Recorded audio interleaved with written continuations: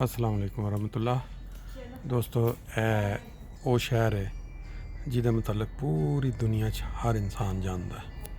Heidelberg Germany दे विच ਇਹ शहर की सब तो वड्डी खूबी ये वे कि ਜਿਹੜੇ इंसान ਜਿਹੜੇ बर्तन च खांदे ने उस बर्तन दे विच गंद नहीं करते दी एक जिंदा मिसाल।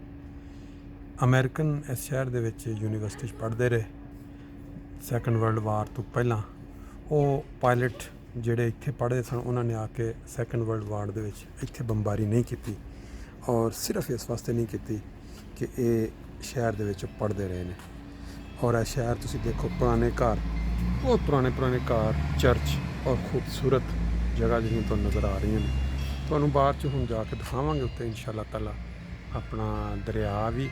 लेकिन दस्सण दा मकसद ये है कि ਜਿਹੜੇ इंसान कदर जानते ना इंसाना की, वो जो उत्थे अपना कुछ टाइम गुजार चुके हों तो बाद दे विच उन्होंने मौका मिलिया तहस नहस करन दा उस जगह में, लेकिन उन्होंने जानबूझ के उन्हें कहा कि असीं इत्थे पढ़ चुके हैं, उन्हें इज्जत दी और इस शहर की बंबारमेंट नहीं की। और इस वजह तो इतने बहुत पुराने पुराने कार, पुराने पुराने चर्च तुहानूं पहाड़ी के उत्ते भी मिलणगे।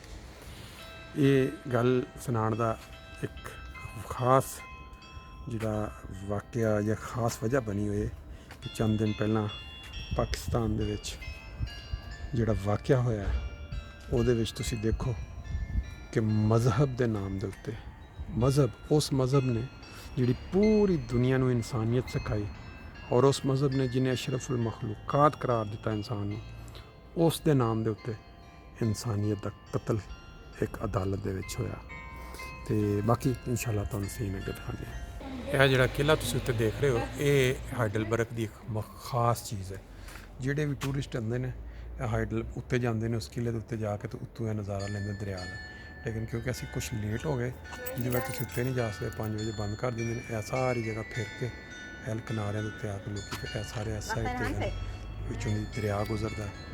और यह देखो तुसीं तकरीबन आवाज़ां आ रही हैं जिहड़ियां कि इन्हां दियां खास मखसूस आवाज़ां इस शहर दे विच जिहड़े टन वजदियां या जो चर्चां दे विचों।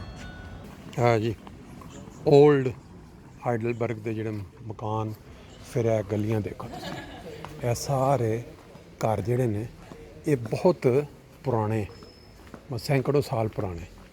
और मैं जिहड़ी दस रहा सां गल तुहानूं कि जंग अजीम दे विच अमेरिकन पायलट्स ने दानिस्ता तौर पर इस शहर के उत्ते बंबारी नहीं की क्योंकि वो इत्थे पढ़ते रहे।